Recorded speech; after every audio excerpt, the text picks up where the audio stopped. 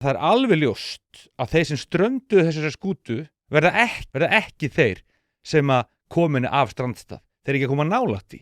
Vegna þess að ef það væri, þá verður stanslausu því að leggja stein í götu þeirra sem að vilja koma menntamálunum á réttan stað, vegna þess að afhjúpunin verður svo algjör. Og Inga ótrúlega frökk líka, verð ég að segja, og hún leggur í þetta, hún gerir þetta held ég að fullkominni ástríðu og heil í þessu, og viðbrögðin eru nákvæmlega eftir bókinni, þeir sem hafa komið fram og bent á þetta, að það sé þetta við þurfum að opna kerfið, við þurfum að breyta kúrs. Þeir hafa venjulega bara verið þaggaði niður, hann erfitt að þagga ráðherra niður.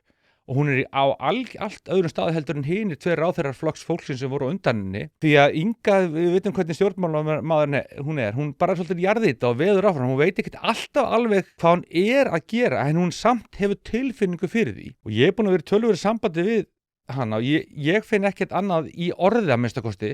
Hún sé einlæg í þessu og hún sé að hugsa börn í landinu, hún sé að hugsa lýðræðið, hún sé að hugsa það í raun efnahagslandsins, því að við sjáum það að OECD talar að framleiðni minnkar að minnsta kosti 5%, sem bara 250 milljarðar á ári. Þetta er tölur sem ekkert í umræðinu, en það eitthvað smáur hingað og þangað.